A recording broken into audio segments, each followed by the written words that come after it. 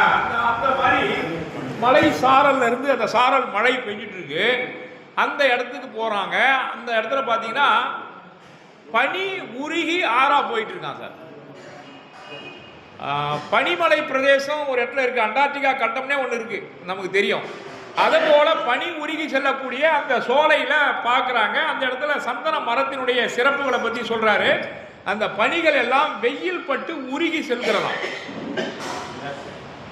அந்த பனிப்பாறைகள் மேல் வெயிலால் வெண்ணெய் போல வழியெல்லாம் உருகி ஓடுகிறது. வெண்ணெய் உணங்கள் போல ஒரு பாட்டு வருதுங்களா, நினைவு இருக்குங்களா? கையில் ஊமன் கண்ணின் காக்கும் வெண்ணெய் உணங்கள் போல. அதுபோல இங்க பனி மலைகள் சூரியனுடைய ஒளிப்பட்டு அழகாக சிறுக சிறுக சிறுக அது உருகி செல்கிறது அப்படின்னு சொல்றார். அந்த இடத்த பத்தி சொல்லும் பொழுது மட்டுன்னு ஒரு வார்த்தையை போடுறாரு. மட்டுன்னா என்ன சார்? மட்டு தேரல்னா தேரல் மாந்தி அப்படின்னு படிக்கிறீங்களா? தேன் அர்த்தம். இந்த மட்டுன்னு ஒரு வார்த்தை போடுறாரு, அதுவும் தேன் அர்த்தங்களாம். மட்டு ஒழுகுதான், தேன் ஒழுகுகிறதான். தாழ்முகில் சூழ்பொழில் சந்தன காற்றசைந்து தாழ்ந்துயர் செய்யும் வருவரை சாரலே. பனிப்பாறைகளை பற்றி சொல்றாரு. அங்க அந்த சோலைகளுடைய தேன் வழியக்கூடிய சூழலை பற்றி சொல்றாரு. பாதையில் செல்பவர்களெல்லாம் இன்பம் தரக்கூடிய அந்த மலை சாரலை பற்றி சொல்றாரு. அடுத்தது பார்த்தீங்கன்னா கூகை கோழியும் கோட்ட மரங்களும் மற்றும் குங்கும மரங்களும் நிறைந்து நெருங்கி காணப்படுகிறது. இப்போ வாங்குற குங்குமப்பூ உண்மையான அது குங்குமப்பூவான்னு தெரியல. ஆனால் அந்த காலத்தில் குங்கும மரம் இருந்திருக்கு, குங்குமப்பூ பொட்டி இருக்கு. குங்குமப்பூ என்ன கலரில் இருக்கும் சார்? சிவப்பு கலர்ல இல்லைங்களா? குங்கும மரங்கள் நிறைந்து நெருங்கி காணப்பட்டதான். அதை விட்டு பிரிய மனம் வராத இடத்துல அவங்க தங்கி இருந்தாங்களாம். அடுத்த இடத்துக்கு போலான்னு பார்த்தா அங்க இருக்கிற மயிலும் அண்ணமே அந்த இடத்த விட்டு போறதுக்கு மனசு இல்லை. நாம மட்டும் எப்படி போக முடியும்னு ஒப்புமைப்படுத்துறாரு. அவ்வளவு அழகான இடம் அது. அந்த இடத்துல ஒரு ஆசிரமம் இருக்கு. ஆசிரமத்தில் அந்த முனிவர்கள் என்னென்ன பொருளை பயன்படுத்துறாங்கன்னு ஒரு பட்டியல் போடுறாரு. பரணி கூடு, பொருள்கள் வைக்கக்கூடிய பரணி கூடு, அதெல்லாம் பத்தி சொல்றார். அவங்க வச்சிருக்கக்கூடிய பொருள்கள் என்னன்னா கமண்டலம், சந்தன மரத்தாலான ஆலவட்டம், பரணி கூடு முதலிய உபகரணங்கள்லாம் அந்த ஆசிரமத்தில் கட்டி செப்பம் நிட்டு செய்திருந்தார்களாம் அந்த முனிவர்கள். என்ன சொல்ல வர்றாருன்னா, அந்த முனிவர்களுக்கு இன்னும் இந்த பொருள்கள் மீது ஆசை விடல அப்படின்னு சொல்றார். அந்த ஆசிரமத்தின் இடையே வருகிறார்கள் ஜீவகனும் தோழர்களும். இந்த இடத்துல ரொம்ப முக்கியமான ஒரு சயின்ஸ் சொல்றார். சர் சி வி ராமனை பத்தி உங்களுக்கு தெரியும். அவர் என்ன கண்டுபிடிச்சார் sir? Sir C V Raman நிறைய கண்டுபிடிச்சாரு. அதுல தாவரங்களுக்கு உயிர் உண்டுன்னு சொன்னார். சர் சி வி ராமன் ஏறக்குறைய இப்போ வாழ்ந்தவராக தான் இருக்கும். ஒரு 500-600 ஆண்டுகளுக்கு முன்னாடி, 2000 ஆண்டுகளுக்கு முன்னாடி தேவர் சொல்றாரு மரங்களுக்கு உயிர் உண்டு. அதை எப்படி சொல்றாரு? ஒரு ஓமையில, நித்தில முளையினார்தம் நெடுங்கனால் நோக்க பெற்றும் கைத்தனம் தீண்ட பெற்றும் கனிந்தன மலர்ந்த காண்க. காய்க்காத மரம், கனியாத காய் இருந்திருக்கான் அப்ப காட்டுல. அந்த காய்க்காத மரம் இருக்கு பாருங்க, அதுவும் பழுக்காத காய் இருக்கு பாருங்க, அதுவும் பெண்களுடைய கண்கள் பட்டும் பெண்களுடைய கைகள் பட்டாலும் காய்க்குமா பழுக்குமா? அவ்வளவு சிறப்புடைய பெண்கள் இருந்திருக்காங்க. கைத்தலம் தீண்ட பெற்றும் கனிந்தன மலர்ந்த காண்க. நாம அதை வச்சுதான் இப்ப சொல்றோம். மகராஜி வந்த நேரம் வீடு சுபேட்சமா இருக்கு சொல்றேன் இல்லைங்களா? பெண்களுக்கு அந்த சிறப்பு. எந்த ஆணும் நீ வந்ததில் தான் என் வீடு அவ்வளோ குபேரமாச்சுன்னு எந்த ஆண்களுக்கும் அந்த பெருமை கிடையாது. பெண்களுக்கு மட்டும்தான் அந்த சிறப்பு. அதை சிறப்பு அங்கே தேவர் சொல்றாரு. பூக்காத மரம் கூட பெண்களுடைய பார்வைப்பட்டா பூக்குயா. கனியாத காய் இருப்பாரு, கைகள் தொட்டாலே, பெண்கள் கைகளால் தொட்டாலே அது கனியுமா. அப்படி சிறப்பை சொல்றாரு. இந்த காப்பியத்தை பார்த்துட்டு தான் பெண்களுக்கு முக்கியத்துவம் தராத ஒரு காப்பியன்னு வெளியாட்கள் சொல்லிட்டு போயிட்டான். பெண்களுக்கு இதை விட சிறப்பாக எந்த காப்பியும் சொல்ல முடியும் பாருங்க. கைத்தலம் தீண்ட பெற்றும் அப்படின்ற கைத்தலம்ன்ற வார்த்தை ரொம்ப அற்புதமான வார்த்தை. கைகளால், விரல்களால், அழகிய கைகளால் அப்படின்னு அர்த்தம். கைத்தலம் தீண்ட பெற்றும் கனிந்தன மலர்ந்த காண்க வைத்தலர் கொய்ய தாழ்ந்த. அது மட்டும் இல்லையா சார், பெண்கள் பூ பறிக்கணும், பழங்களை பறிக்கணும்னா உயர இருக்கிற கிளை தாழ்ந்து அவங்க கைக்கு ஏற்ற மாதிரி வளைஞ்சு கொடுக்குமா. இதை பார்த்துட்டு தேவர் என்ன சொல்றாரு, மரங்களுக்கு உயிர் இல்லை உணர்வு இல்லைன்னு சொல்றோம்லாம் மடையா. மரங்களுக்கு உயிர்கள் இருக்கு, உணர்வு இருக்கு. அதனாலதான் பெண்கள் எட்ட முடியாம ஏங்கி நிற்கும் போது அந்த கிளை தாழ்ந்து அவங்க பறிக்கிற அளவுக்கு வளைஞ்சு கொடுக்குதான். இதை பார்த்துட்டும் மரங்களுக்கு உயிர் இல்லை உணர்வு இல்லைன்னு சொல்றவன் பேதைன்னு சொல்றாரு திருத்தக்க தேவர். அப்படின்னா என்ன அர்த்தம், திருத்தக்க தேவருக்கு அந்த மரங்களுக்கு உயிர் உண்டு என்பதை அவர் உணர்ந்திருக்கிறார். ஒரு இயற்கை, அதுல ஒரு ஓமை, அதுல ஒரு அறிவியல் நுட்பம், எத்தனை வைக்கிறார் பாருங்க.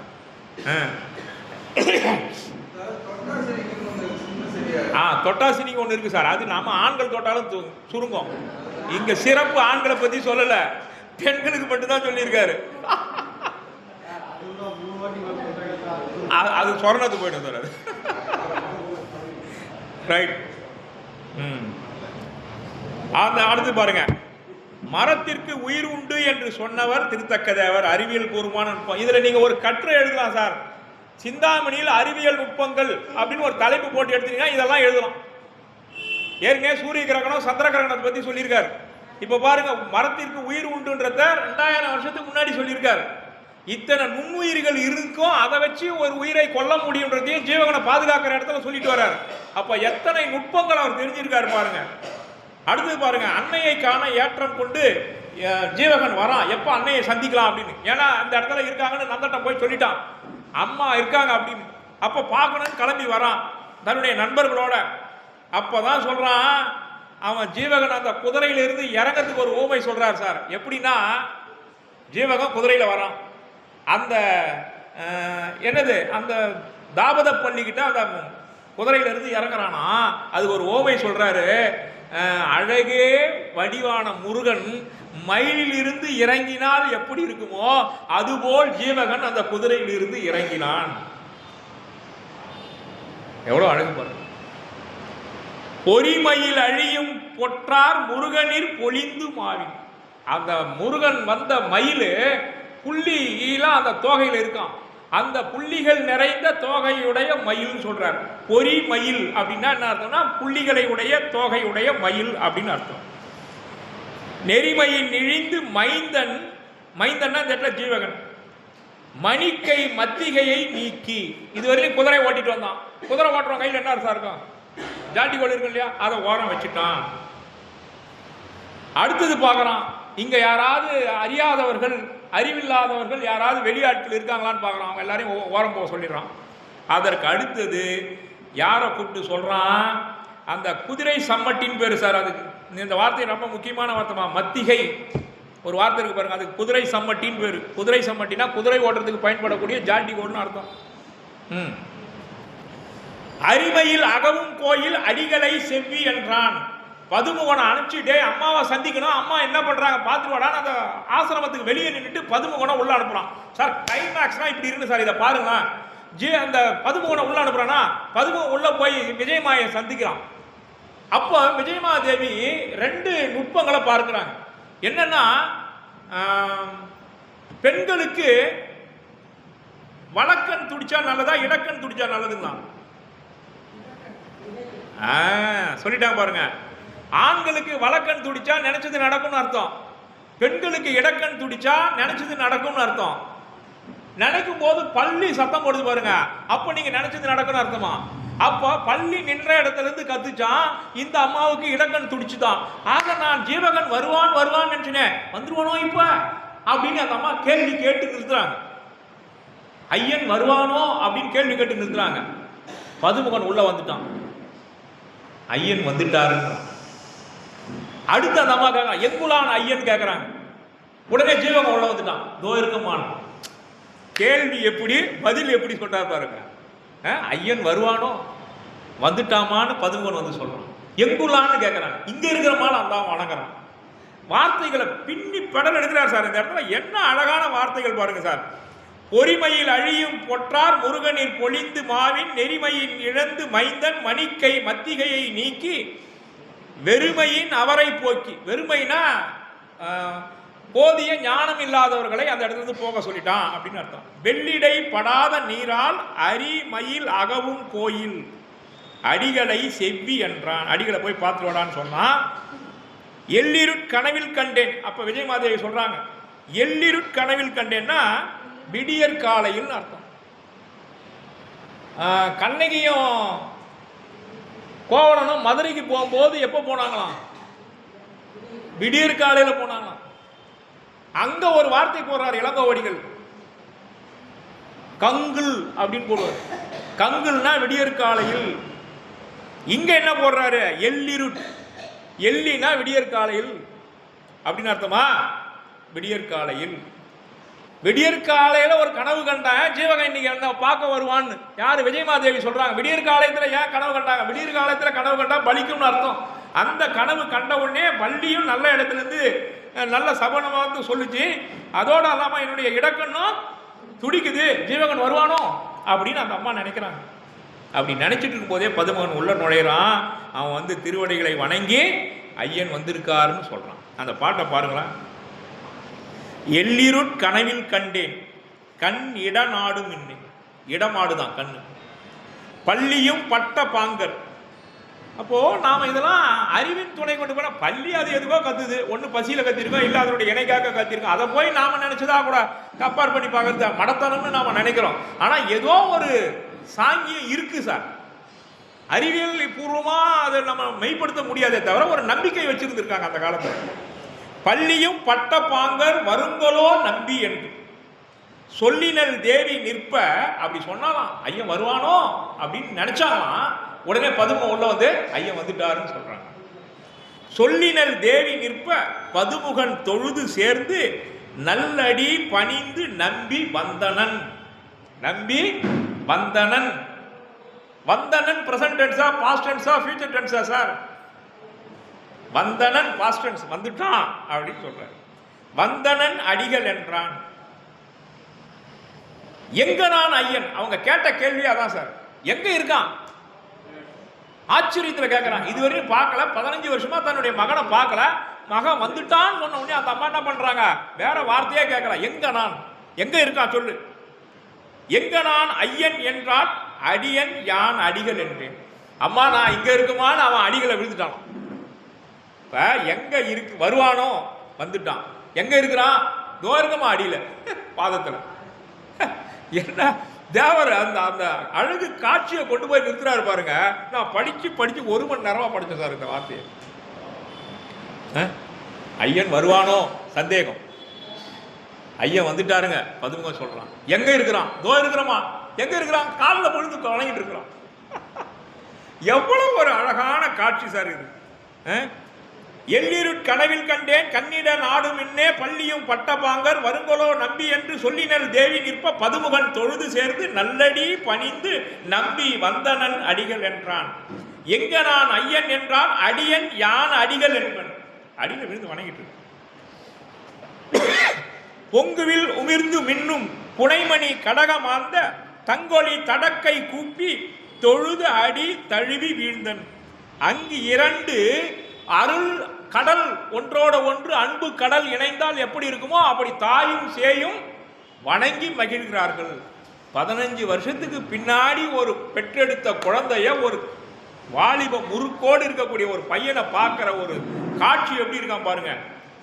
அன்னை விசையனுடைய ஆனந்த கண்ணீரை பாருங்களா. திருவடி தொழுது வீழ்ந்த சிறுவனை கண்டபோதே வருபணி சுமந்த வாட்கண் வனமுலை பொழிந்த தீம்பால் முருகுடை மார்பில் பாய்ந்து முழு மெய்யும் நனைப்ப மாதர் வருகவென் களிரென்றேத்தி வாங்குபூ தழுவி கொண்டாள். இந்த பாட்டை பிரிச்சு படிக்கிறது ரொம்ப கஷ்டமா பார்த்துங்க. திருவடியில விழுந்து வணங்கின ஜீவகனை தூக்கி நிறுத்துறானா. தூக்கி நிறுத்துற போது பார்த்தா ஒரு கட்டிலம் காலை 16 ஆண்டு கால இளைஞனாய் நிற்கிறான். தன்னுடைய மகன் தான் இருந்தாலும் வாலிப வயசை அடைந்த பையன். அவனை கட்டி அணைப்பது ஒரு பெண்மைக்கு அழகல்ல. இருந்தாலும் தாய் பாசம் அதிகமாக இருப்பதனால் தான் ஈன்ற குழந்தை தான் அவங்க கண்ணு முன்னாடி வருது. ஒரு 16 வயசு ஆண் மகன்ற எண்ணம் அவங்களுக்கு மனசுல வரல. அதனால ஆற தழுவுகிறார். அப்போது அவருடைய கண்களில் இருந்து வரக்கூடிய கண்ணீர் அவர்கள் உடல் முழுவதும் நினைக்கிறது. அடுத்த பாட்டு தான் கிறிஸ்து.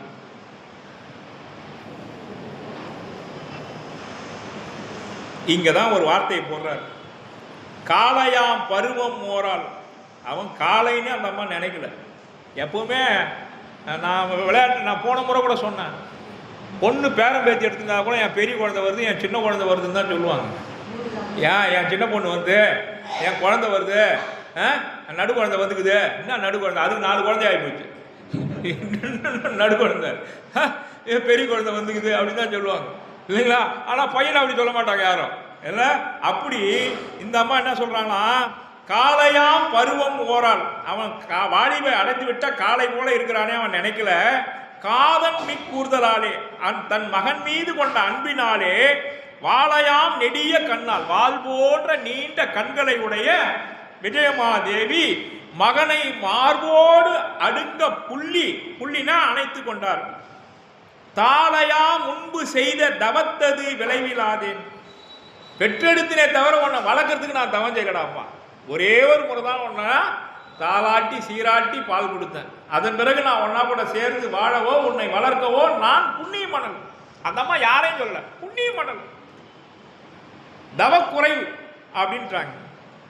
அந்த கவலை இப்போ உன்னை பார்த்த பிற்பாடு அந்த தவக்குறைவு, அந்த வினையினுடைய நீட்சம் எல்லாம் சரியாகி இன்று உன்னை பார்த்ததுனால நான் வந்து சந்தோஷமா இருக்கேன். அந்த ஆனந்த கண்ணீர் என்னுடைய கண்களில் வருகிறது. அந்த அந்த கவலையை தீர்த்ததுனால அந்த விஜயமாதேவி இப்ப பார்க்கறதுக்கு எப்படி இருக்கலாம், தொழுதகு தெய்வம் அண்ணால். விஜயமாதேவி தெய்வ நிலைக்கு கொண்டு போயிட்டார் திருத்தக்கதேவர். தொழுதகு தெய்வம் அண்ணால். இந்த தலைப்பை மட்டும் கொடுத்துட்டு 1.5 மணி நேரம் ஒரு ஊர்ல பேசணும். தலைப்பு என்னன்னா தொழுதகு தெய்வம் அண்ணால், அவ்வளவுதான். விஜயமாதேவி ஏன் இந்த நிலைமைக்கு வந்தாங்க, ஜீவகனை பெற்றெடுத்தோம், ஜீவகனை ஏன் பிரிஞ்சாங்க, பிரிஞ்ச பிற்பாடு எப்போ 15 ஆண்டுகளுக்கு பிறகு சேர்றாங்க, சேரும்பொழுது அவங்களுடைய கண்களில் இருந்து கண்ணீர் சிந்துகிறது. அது மட்டும் இல்லை, பால் கொடுக்கறதுக்கு ஒரு 3 வயசு வரையிலையும் தாய்மார்களுக்கு பால் சுரக்கலாம். அந்த காலத்து கணக்கு படிச்சினா கூட நான் 7 வயசு வரையிலையும் பால் குடிச்சேன்னு சில குழந்தைங்க சொல்லுவாங்க. அப்படி கூட எடுத்துக்கலாம். ஆனால் 15 ஆண்டுகளுக்கு பிறகு ஒரு தாயினுடைய மார்பகத்திலே தன்னுடைய மகனை பார்த்த பிறகு பால் சுரக்கிறது என்ற ஒரு மீவியல் புனைவின் கூட எடுத்துங்க, கற்பனையின் கூட எடுத்துங்க. ஆனால் இப்படி நடந்திருக்கிறதுன்றத தேவர் பதிவு செய்கிறார். 15 ஆண்டுகள் பிறகு ஜீவகனை பார்த்த பிறகு அவருடைய மார்பகத்தில் சொரிந்த பால் உடல் முழுவதும் நினைந்து. நடக்குமா சார், இருக்குமா சார், அறிவியல் பூர்வமாக அதை நிரூபிக்க முடியுமா? அதெல்லாம் நான் அறிவியல் பக்கம்லாம் போவாதீங்க. அவ்வளவு பாசத்தை உள்ளே அடக்கி வைத்திருந்திருக்கிறார். 15 ஆண்டு காலம் தன்னுடைய மகனை பிரியக்கூடிய ஒரு சூழலிலே ஒவ்வொரு நாளும் அவர் ஏங்கி ஏங்கி ஏங்கி ஒரு பக்கம் நாட்டை மீட்கெடுக்க வேண்டும், இன்னொரு பக்கம் தன்னுடைய மகனை பார்க்க வேண்டும். அவங்க கண்ட கனவுல 1 தான் நடந்திருக்கு, 2 நடந்திருக்கு. இன்னது அசோக மரம் அடியோட விழுந்தது, சச்சந்தம் இறந்துட்டான், அது கீழே ஒரு கன்று முளைத்து வரும், ஜீவகன் பிறந்துட்டான், அவன் 8 முத்து மாலைகள் 8 பெண்ணை மணக்கணும், அது இன்னும் நடக்கல. அதுபடி நடக்குமான்னு தெரியல. ஆக இந்த கற்பனைகளோடு அவங்க வாழ்ந்துட்டு இருக்கிறாங்க. அப்பதான் பாருங்க அந்த பாட்டு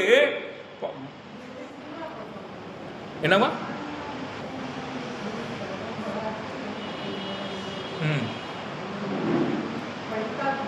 படித்தால் மட்டும் பாடுறீங்களா? முழு பாட்டுங்க நல்லா இருக்கு. காளையாம் பருவம் ஓரால், அந்த மெட்டு கூட இந்த பாட்டை அப்படியே எடுத்து போடலாம். காளையாம் பருவம் ஓரால் காதன்மி கூர்தலாலே வாளையான் நெடிய கண்ணால். இதுக்கு ஒரு ஓம சொல்றாரு. இந்த இடத்துல போய் விஜயமாதேவியுடைய கண்கள் வாளை போல இருக்கு, கூர்மையா இருக்குன்னு ஏண்டா சொன்னார்னா, இப்பதான் ஜீவனுடைய மகன் வந்திருக்கிறான், இவளுடைய கண்களை போல கூர்மையான வாள் அவன் கையில் இருக்கு, இந்த வாளால கட்டியங்கான இறக்க போறது உறுதின்றத உள்ளுரை ஓமா திருத்தக்க தேவர் விஜயமாதேவியுடைய கண்களை வாள் போன்ற கூர்மையான கண்களை உடையவர்னு சொல்றாராம். விசையின் மன நெகிழ்ச்சியும் சோகமும் சொல்றாராம். வாட்டிரர் குருசி. குருசின்னா என்ன அருமையான வார்த்தை சார். குருசினா மிக மிக ஞானம் பெற்றவன் அர்த்தம்.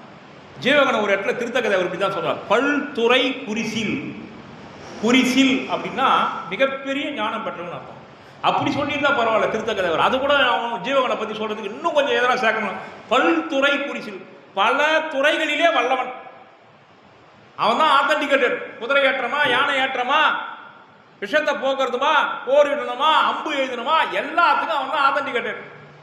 அவன் தான் நம்பர் 1. அதனால அவன் எப்படி சொல்லணும்னு நினைச்சார் திருத்தக்கதேவர்? பல்துறை குறிசில் அப்படின்னு சொன்னார்.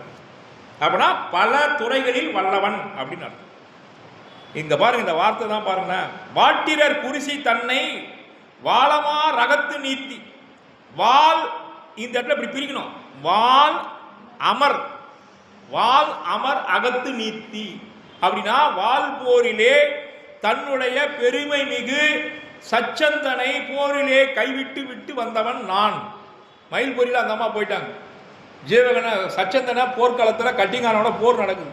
போர்க்களத்தில் எதிரிகிட்ட விட்டுட்டு வந்தவன்டா நான். பையன்கிட்ட சொல்கிறாங்க அந்த அம்மா, உன் தந்தைய வெள்ளற்கரிய சச்சந்தனை போர்க்களத்தில் வால் போரிடக்கூடிய இடத்துல கட்டிங்காரனோட போரிடக்கூடிய சூழ்நிலையில் அவனை பிரிஞ்சு வந்தேன் நான். அந்த அம்மா சொல்கிறாங்க, வட்டிரர் குறிசி தன்னை வால் அமர் அகத்து நீத்து. நீத்துனா அந்த இடத்துல இருந்து பிரிஞ்சு வந்தேன். காட்டகத்து உண்மை நீத்தேன். போர்க்களத்தில் உன் தந்தையை விட்டுட்டு வந்தேன், காட்டில் ஒன்னை விட்டுட்டு வந்தேன். அந்த அம்மா விட்டுட்டு வந்தாங்க, அவன் நல்லதுக்காக விட்டுட்டு வந்தாங்க இல்லைங்களா? காட்டகத்து உண்மை நீத்த கயத்தி. கயத்தினா என்ன? கொடியவள் நான். என்னை போல கொடியவள் யாருமே இல்லை. ஏன்னா உன் தந்தையை எதிர்கிட்ட விட்டுட்டா, ஒன்ன காட்டில் விட்டுட்டா, நான் கொடியவள் தானே. அந்த அம்மா கேட்குறாங்க, விஜயமாதேவி கொடியவளாமா? ஆனால் அந்த அம்மா எவ்வளோ பணிவடக்கத்தோட சொல்றாங்க, கயத்தியை காண வந்தீர். அவ்வளவு பெரிய கொடியவளாகி என்னையடா கண்ணா காண வந்த, என்னையா பார்க்க வந்த. இந்த இடம் அப்படியே நம்ம கண் முன்னாடி வரும். விஜயமாதேவி கேட்டா எப்படி இருக்கும்? எதிர ஜீவகன்,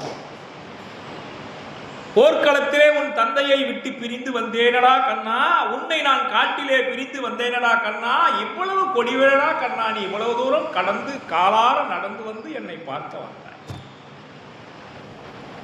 எவ்வளவு கொடியவள் நான், என்னையும் காண வந்தாயேன்னு அந்த அம்மா பேசுறாங்க. சேட்டிலம் பருதி மார்பன். சேட்டு அப்படின்னா பெருமை. இளம் பருதினா சார், இளம் பருதின்னு பெயர் வைக்கிறாங்க. இப்ப இளம் பருதினா என்ன? உதயசூரியன் இளம் பருதி. அப்ப இளம் பருதி மார்பில் ஜீவக சாமி ஈரே. அந்த அம்மா சொல்றாங்க, எப்படி பெருமை மிகு உதயசூரியன் போன்ற மார்பை உடைய ஜீவக சாமியே தாய் பாராட்டுறாங்க தன்னுடைய குழந்தைய. ஊட்டரக்குண்ட செந்தாமரை அடி நோவ என்றால், நீ என்னை தேடி இந்த செந்தாமரை அடிகள் நோவ என்னை பார்க்க வந்தையே, அவ்வளவு சிறந்தவள் நான் இல்லை, நான் கொடியவள் அப்படின்னு சொல்றாங்க அந்த அம்மா. அப்பதான் ஜீவகன் சொல்றான், கெடலரன் குறைய கொற்றம் கெட பிறந்ததுமின்றி நடலையுள் அடிகள் வைக நட்புடை அவர்கள் நைய இடைமகன் கொன்ற இன்னா மரத்தினேன்.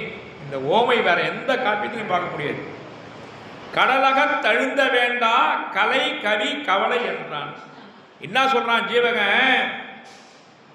அம்மா, கேடில்லாத புகழை கொண்டவர் சச்சந்த மகாராஜா. அத்தகையவனை கட்டியங்காரன் அழிவதற்காக அவர் பிறந்தாரோ என்னவோ தெரியல. அது மட்டும் இல்லாம சொல்லனா வருத்தத்துல மூழ்கி தன்னுடைய நண்பர்களுக்கும் துயரம் கொடுத்துட்டாரு.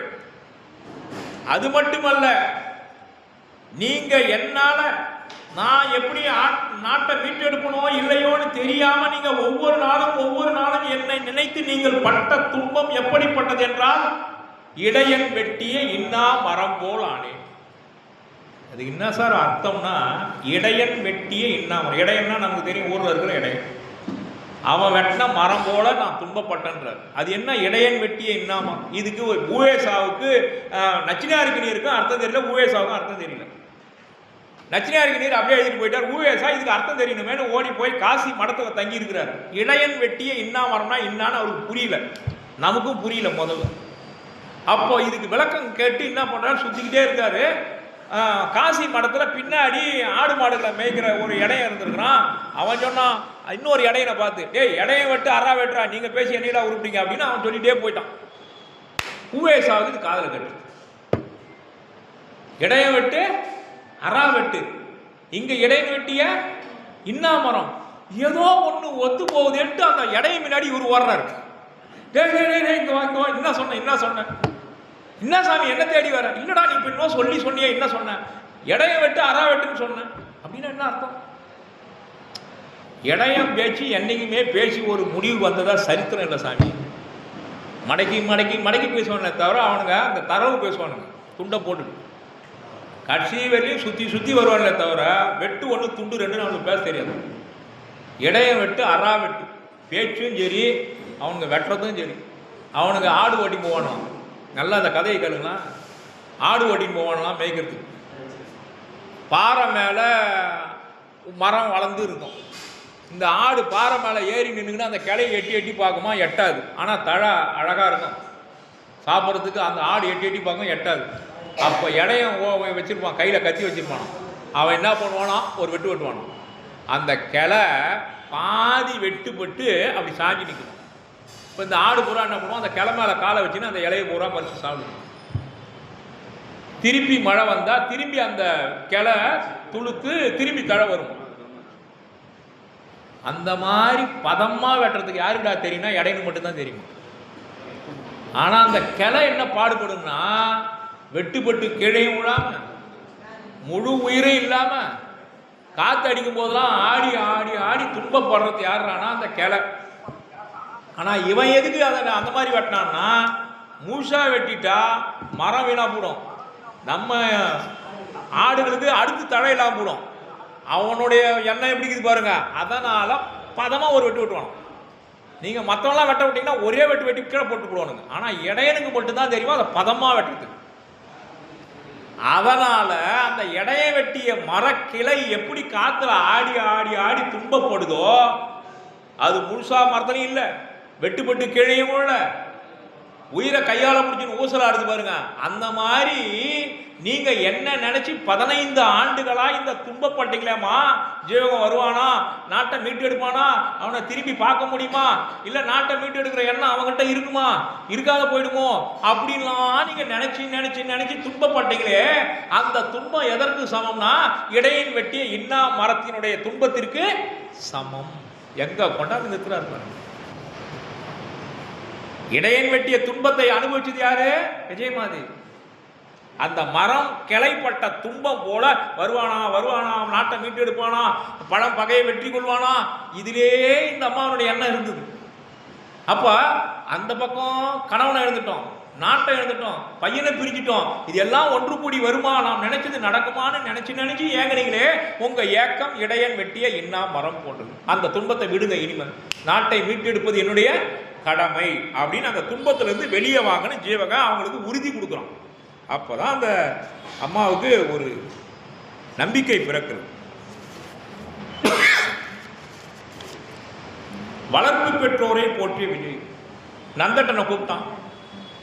இங்க பாரு ஜீவகா, உனக்கு தந்தை சச்சந்தன், உனக்கு தாய் விஜயமாதேவி. நான் தான் நினைச்சுக்கிறேன், நாங்க இல்லை, உனக்கு தாய் தந்தை. உனக்கு தாய் தந்தை யாருன்னா கந்துக்கடனும் சுனந்தையும் தான். ஏன்னா அவங்க தான் உன்னை வளர்த்த பெற்றோர். ஆக உனக்கு பெற்றோர் அவங்க, நான் இல்லைப்பா. சரி, எனக்கு குழந்தை யாருன்னு கேட்குறியா? இந்த நந்தட்டம் தான். எந்த தாய் சொல்லுவா சார்? 15 ஆண்டு காலம் பொறுத்து தன்னுடைய குழந்தைய பார்க்கும் பொழுது, நீ இல்லடா எனக்கு குழந்தை, நான் உனக்கு தாய் இல்லை, உன்னை இத்தனை ஆண்டு காலம் வளர்த்த சுனந்தை தான் உனக்கு தாய், கந்துக்கடன் தான் உனக்கு தந்தைன்னு எந்த தாய் சொல்லுவா? விஜயமாதேவி சொல்லுவா. அப்படின்னா அந்த நட்பு எப்படி இருந்திருக்கு பாருங்க, அந்த உரிமை எப்படி இருந்திருக்கு பாருங்க. பெற்றெடுத்தவளை விட வளர்த்தவளுக்கு உரிமை கொடுக்கணும்னு அந்த அம்மா எவ்வளவு பெருந்தன்மையா இருந்திருக்காங்க பாருங்க. யானலன் அவ்வை யாவால் சுனந்தையே ஐயர் என்றும் கோணலன் தந்தை கந்து கடனென குணத்தின் மிக்க அது பெருந்தன்மை, அதுதான் குணத்தின் மிக்க. பானில துறையும் தீந்தேன் அணையவாய் அமிழ்தமாற மானலங்கொண்ட நோக்கி மகன் மன மகிழ்ச்சி சொன்னான். இவன் தான் எனக்கு மகன். யாரு? நந்தட்டம் தான் எனக்கு மகன், நீ இல்லை மகன் எனக்கு, நான் உனக்கு தாய் இல்லை அப்படின்னு அந்த அம்மா சொல்றாங்க. நந்தட்டனை தனது மைந்தனாக ஏற்றுக்கிறாங்க. எனக்குயிர் சிறுவனான நந்தனே ஐயன் அல்லை, பார்த்தீங்களா? எனக்கு உயிர் யாரு? நந்தட்டம் தான், நீ இல்லை. எனக்குயிர் சிறுவனான நந்தனே ஐயன் இல்லை, வனப்புடை குமரன் இங்கே வருக என் மருந்து சேர்த்தி புனக்கொடி மலையோடு மாலையோடு பூங்குழல் திருத்த போற்றார் இனத்திடை ஏறனானு கின் அலி விருந்து செய்தார். இன் அலி விருந்து செய்தார். அவனை கூப்பிட்டு அவனுக்கு தேவையான அன்பையும் பாசத்தையும் அருளையும் நந்தட்டனை பக்கத்தில் கூப்பிட்டு உட்கார வச்சுக்கிட்டு இவன் தான் என் மகன்னு சொல்கிறாங்க அத்தனை பேர் எதிர. அப்புறம் அவங்களுக்கு அறுசுவை உணவு கொடுத்தாங்க. உங்களுக்கு தெரியும் உணவுனுடைய சுவை 6ன்னு, ஆனால் உணவினுடைய வகைகள் எத்தனை சார்? 6 சுவை தெரியும். உணவு எத்தனை வகையாக பிரிச்சிருக்காங்க தெரியுங்களா? சொல்லுங்க. 4 வகை. என்னென்னமா? உண்ணல், பருகல், நக்கல், தின்னல், இல்லைங்களா? 4 வகையா நீங்க எந்த உணவு எடுத்தாலும் இந்த 4 வகையை தான் சாப்பிட முடியும். ஒன்று உண்ண முடியும், இல்லை பருக முடியும், இல்லை தின்ன முடியும், இல்லை நக்க முடியும். இப்படி பிரிச்சிருக்காங்க. அத ரொம்ப அழகா சொல்லியிருக்காரு பாருங்க. சிறுகரார் பார்ப்ப புள்ளி திருமையில் இறந்ததே போல் இறைவி தன் சிறுவர் தம்மை இரு கையினாலும் புள்ளி முறைமுறை குமரர்க்கெல்லாம் ஒழியமை முகமன் கூறி அறுசுவை அமிர்தம் ஊட்டி 6 பகல் கழிந்த பின்னல் 6 நாள் அந்த நண்பர்களை வச்சு உணவு படைச்சு அந்த குழந்தைகளை பாதுகாத்துட்டாங்க. அப்புறம் விசையை சிந்திக்கிறார். மரவனாக மனம் கமழ் சண்பகம் குரவம் கோங்கம் குடம்புரை காய்வரை விரவு பூம்பொழில் வேறிருந் தாய்பொருள் உருவமாத உரைக்கும் என்பவே. அந்த இடத்துல ஜீவகனை கூப்பிட்டு சொல்றாங்க அந்த அம்மா, அழிவில்லாத மலையிலையும் காட்டிலையும் இருக்கக்கூடிய சிற்றரசர்களுடைய மகளை ஒரு பேரரசனுடைய மகன் மணந்து கொள்வது அரச முறை. இப்போதான் இந்த கேள்வி, இந்த பாட்டு தான் ஜீவகன் 8 பெண்களை மணந்தது அரச நீதியா? ஒரு கேள்வி நிற்குதா இல்லைங்களா? அதுக்கு விடை இந்த அம்மா சொல்றாங்க, ஒரு பேரரசனாகிய மகன் சிற்றரசனுடைய மகள்களையும் குறுநில மன்னருடைய மகள்களையும் மணப்பது அரச முறை. அம்மா விடையை சொல்றாங்க. நீங்க யாராவது கேட்டா ஜீவகன் 8 பெண்களை மணக்கிறது நியாயமானா, அந்த காலத்து அரச முறை இருந்ததுயா, அதனாலதான் அவன் மணந்தான். பேரரசன் மகன் சிற்றரசன் மகள்களை மணப்பது அரச முறை. அதுதான் சொல்றாங்க. நலிவில் குன்றோடு காடுரை நண்பொருள் புளியனார் மகள் கோடலும் பூமி மேல் வலியின் மிக்கவர் தம் மகள் கோடலும் நிலைகொள் மன்னர் வழக்கென நேர்பவே. அது வழக்கு அப்படின்னு சொல்றாங்க. அப்புறம் பாருங்க, அதான் அருமையான பாட்டு. நீதியாளர் தன் நிதி ஈட்டுதல். குடிமக்களுக்கு 6ல் 1 பங்கு தான் வருவாய் வரி போடணுமா, இதை சொல்றாங்க இந்த அம்மா.